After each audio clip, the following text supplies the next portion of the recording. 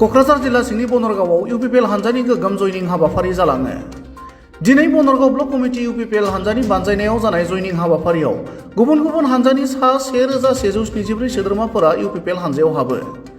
Banargaon block इउपिपिएलनि बानजायनायाव जानाय जयनिं हाबाफारियाव इउपिपिएलनि आफादगिरि एबा बिटिसिनि गाहाय मावफुं सोद्रोमा प्रमद बर'जों लोगोसे इएम एमसिएलए हानजानि गुबुन गुबुन गोजौ दैदेनगिरि आरो मावथि सोद्रोमाफोरा बाहागो लादोंमोन। गुबुन फारसेथिं दिनैनि बे जयनिं हाबाफारियाव बिटिसिनि गाहाय मावफुं सोद्रोमा प्रमद बर'आ बाहागो लानानै खौरांगिरिनि सिगाङाव बिपिएफ हानजाया रायजोफोरखौ थगायनायनि थाखायनो इउपिपिएल हानजाखौ रायजोफोरा बजबदों। फैगौ बिटिसि बिसायख'थियाव इउपिपिएल हानजानि मददगिरिफोरा मोन 40 बियाबाव 60निफ्राय 70 जौखोन्दो बारायगोन होनना बुङो। लोगोसेनो असमिया रावा भारतनि क्लासिकेल लेंगुवेज महरै गनायथि मोननायखौ गोजोननाय फोरमायनानै ओरैबादि बुङो। আমাৰ বনৰগাঁও ব্লক কমিটি ইউপিপিএলৰ পৰা দুদিন আগত তেখেতসকলে কৈছিলে যে বনৰগাঁৱত এটা জয়নিং কাৰ্যসূচী হ'ব আৰু আজি আমি ইয়াতে আহি উপস্থিত হৈ দেখিলোঁ যে সঁচাসঁচিকৈ বনৰগাঁও ব্লক কমিটি ইউপিপিএল বহুত শক্তিশালী হ'ল। বহুত দীঘলীয়া সময় এই অঞ্চলত বিপিএফে তেখেতসকলৰ এমচিএলএ ইয়াত আছিলে, ইএম আছিলে। সেইখিনি সময়ত বনৰগাঁও অঞ্চলৰ ৰাইজক প্ৰতাৰণা কৰাৰ কাৰণে বনৰগাঁও অঞ্চলৰ ৰাইজক তেখেতসকলে যিখিনি বিশ্বাস দিব লাগিছিলে সেই বিশ্বাসটো দিব নোৱাৰাৰ কাৰণে, যিখিনি কমিটমেণ্ট দিছিলে সেইটো ৰাখিব নোৱাৰাৰ কাৰণে বনৰগাঁও অঞ্চলৰ বড়ো মাইনৰিটি, আদিবাসী বিভিন্ন জনগোষ্ঠী আজি ইউপিপিএলত যোগদান কৰিছে। আমি তেখেতসকলক আদৰি লৈছোঁ, সকলোকে আমি আদৰণি জনাইছোঁ আৰু ইয়াৰ পিছত আহি থকা সময়ত বনৰগাঁও অঞ্চলৰ ৰাইজৰ যিবিলাক অভাৱ অভিযোগ এইটো সমাধান কৰাৰ কাৰণে, এইবিলাক গোটেই সমস্যাবিলাক সমাধান কৰাৰ কাৰণে আমি আগবাঢ়ি যাম। ইতিমধ্যে বৰগাঁও অঞ্চলৰ কিছুমান সমস্যা ৰাইজে যিবিলাক দিছে, ক'ৰবাত কালভাৰ লাগে, ক'ৰবাত এগ্ৰি বান লাগে, ক'ৰবাত ৰাস্তা লাগে, এইবিলাক বহুতখিনি কাম কৰা হৈ গ'ল। ইয়াত বাগান অঞ্চলো আছে, বাগান অঞ্চলতো সৰু সুৰা সমস্যা হৈ থাকে। এই সমস্যাবিলাক সমাধান কৰাৰ কাৰণেও আমি বিভিন্ন আঁচনি হাতত লোৱা হৈছে।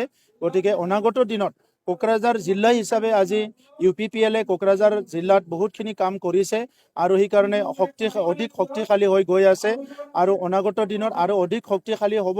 আৰু আহি থকা সময়ত মই যি দেখিছোঁ আৰু এমাহ দুমাহৰ পিছত যে প্ৰত্যেকটো সমষ্টিত ইউপিপিএলৰ যিটো সমৰ্থন সেইটো 60ৰ পৰা 70% যাব। এইটো 40টা সমষ্টিত এই পৰিৱেশটো দেখিবলৈ পোৱা গৈছে। অসমীয়া ভাষা ক্লাছিকেল লেংগুৱেজ যিটো স্বীকৃতি পালে ইয়াত মই কংগ্ৰেচুলেশ্যন জনাইছোঁ আৰু যিসকলে অসমীয়া ভাষাৰ উত্তৰণৰ কাৰণে গৱেষণা কৰিছে, লিখিছে, বহুতখিনি যত্ন লৈছে ইমান দিনে, তো তেখেতসকলক মই আন্তৰিক অভিনন্দন জনাইছোঁ আৰু সেইটো আমাৰ সকলোৰ কাৰণে এটা আনন্দৰ বিষয়। আৰু অসমত অসমীয়া ভাষা যিহেতু লেংগুৱা ভাষাও হয়, অফিচিয়েল লেংগুৱেজো হয়, চ' বাকী যিবিলাক লেংগুৱেজ ইয়াৰ পৰা নিশ্চয় অনুপ্ৰাণিত হ'ব, এনকাৰেজ হ'ব, এইটো মই আশা কৰিছোঁ। এটাকে ষ্টেপ এইটো হৈ যায়। অসমীয়া ভাষা আগতে 8th শিডিউলত হ'ল, বড়ো ভাষা পিছত 8th শিডিউলত অন্তৰ্ভুক্ত হ'ল। বড়ো ভাষাৰ বহুতখিনি আজি ৰিচাৰ্চ ষ্টাডি এইবিলাক হৈ আছে, বহুতখিনি ক্ৰিয়েশ্যনবিলাক বড়ো সাহিত্য সভা আৰু আমাৰ বিভিন্নজনে এইটো কৰি আছে। গতিকে নিশ্চয় যিখিনি ষ্টাডি ৰিচাৰ্চ আৰু যিখিনি কাম হৈ আছে সাহিত্য একাডেমীৰ লগতে হওক বা বিভিন্ন সংস্থাৰ লগত, নিশ্চয় বড়ো ভাষাও এই লাইনত গৈ আছে আৰু বেছিদিন নাই বড়ো ভাষাও তেনেকুৱা স্বীকৃতি পাব, সেইটো মই বিশ্বাস কৰোঁ। আপোনালোকৰ আগত এটা কথা ক'বলৈ পাই মই আনন্দিত হৈছোঁ। আমি বড়োসকলৰ বিভিন্ন ট্ৰেডিশ্যনেল যিবিলাক আইটেমছ সেইবিলাক GI টেগিঙৰ কাৰণে 21টা আইটেম এপ্লাই কৰিছিলে আৰু সেই 21টা আইটেমৰ ভিতৰত 13টা ইতিমধ্যে হৈ গ'ল আৰু 8টা হ'বলৈ গৈ আছে। গতিকে ভাৰতৰ ভিতৰত বিভিন্ন অঞ্চলত যেনেকৈ GI টেগিং হৈছে, উত্তৰ পূৰ্বাঞ্চলত সকলোতকৈ GI টেগিং বেছি পোৱা, একেবাৰতে বেছি পোৱা অঞ্চলটো হ'ল বড়োলেণ্ড অঞ্চল।